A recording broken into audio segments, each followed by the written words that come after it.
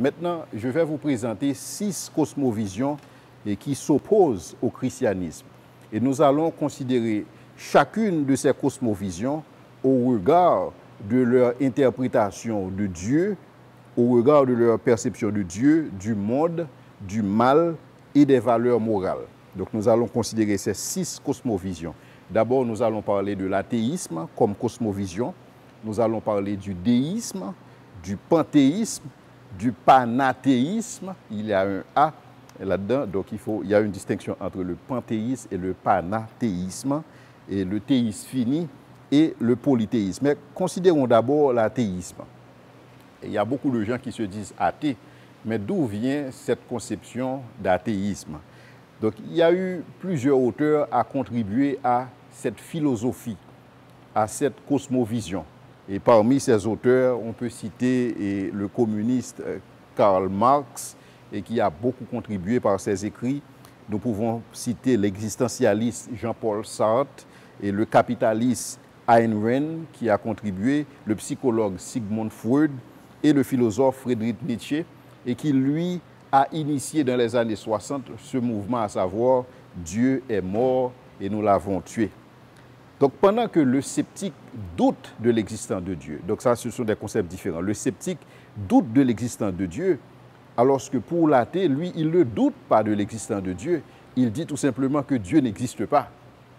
Parce qu'il dispose de toute l'information sur tout ce qui peut exister. Donc, ça veut dire que, quelque part, l'athée devrait être omniscient. Il devrait tout savoir pour savoir que Dieu n'existe pas. Donc, il faudrait savoir tout sur toutes les réalités possibles pour savoir effectivement que Dieu n'existe pas. Donc, quelles sont les croyances de l'athéisme pour ce qui concerne Dieu? Maintenant, pour certains athées, alors je dois vous dire qu'il n'existe pas un corps de philosophie pour l'athéisme. Il y a des athées qui ont une certaine perception de Dieu, il y a d'autres athées qui ont une perception différente de Dieu. Et donc, ce que nous allons faire, c'est tout simplement de faire un regroupement de toutes ces différentes conceptions pour dire, d'une manière générale, voici comment l'athée perçoit Dieu. Voici comment l'athée perçoit le concept Dieu. Donc, pour certains, Dieu exista à un certain moment de la durée, mais il mourut dans le corps de Jésus. Donc, il y a certains athées qui croient que Dieu existait, mais il est mort.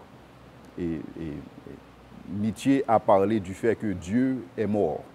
Donc, d'autres disent que nous ne savons rien sur l'existence de Dieu. Donc, c'est-à-dire qu'on ne peut pas connaître Dieu. Donc, il y a des athées qui le voient ainsi. Pour d'autres, Dieu est un mythe, et c'est un mythe qui n'a plus sa place dans le monde moderne, dans le sens qu'il y a certains phénomènes naturels qui, dans le temps, les gens avaient des difficultés pour expliquer ces phénomènes-là.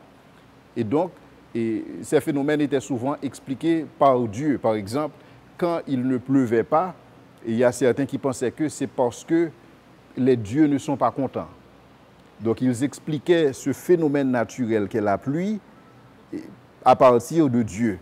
Mais cependant, ces concepts sont révolus maintenant. Donc, il y a des gens qui disent que l'homme a inventé le concept Dieu pour expliquer des phénomènes que la science ou que le savoir à cette époque ne permettait pas d'expliquer.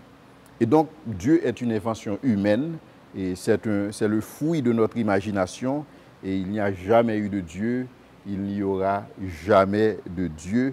Et donc, tout argument en faveur de l'existence de Dieu est biaisé ou est faux.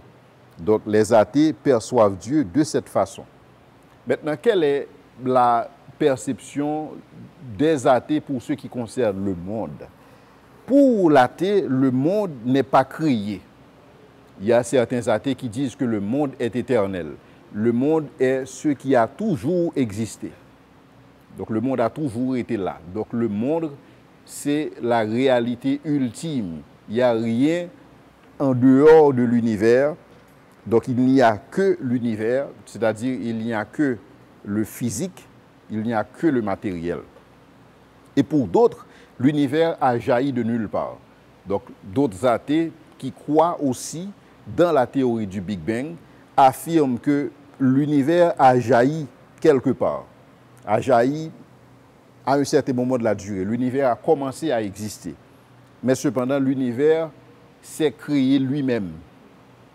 L'univers s'est auto-créé et l'univers se maintient lui-même par son propre pouvoir, par ses capacités. Dans ce contexte-là, donc l'univers n'a pas besoin d'une cause.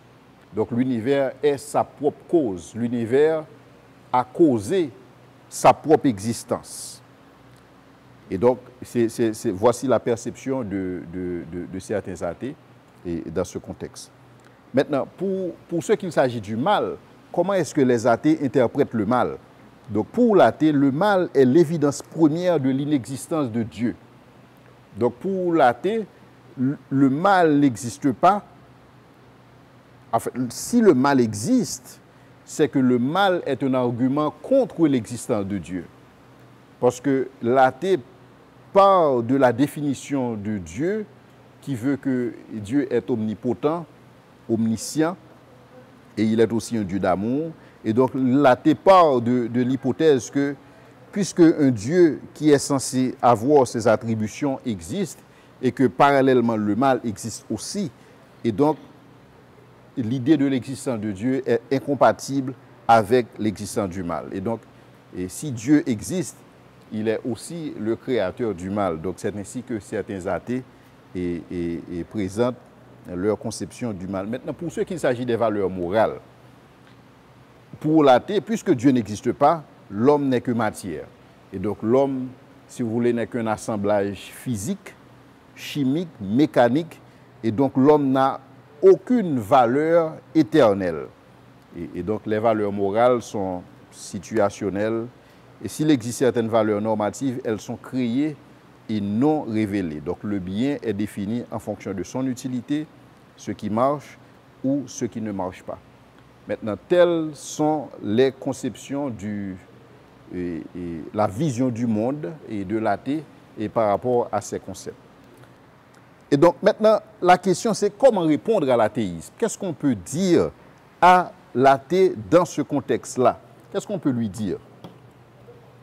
Alors pour l'athée, et ce qu'on peut dire à l'athée d'abord, c'est que quand on parle de cause première, quand on dit que l'univers a été causé, bon, je pense que cela fait du sens parce que aucun objet ne peut causer son existence. Donc l'univers ne peut pas causer sa propre existence. Donc, parce que ça ne rentre pas dans l'ordre des choses.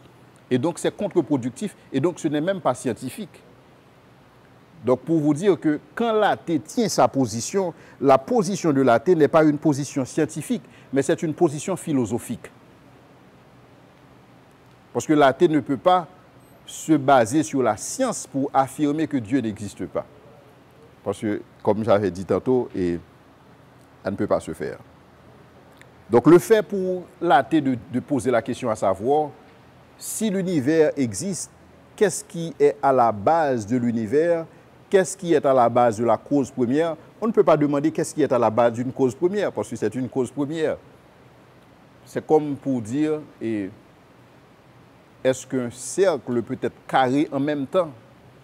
Donc c'est irrationnel, c'est un non-sens.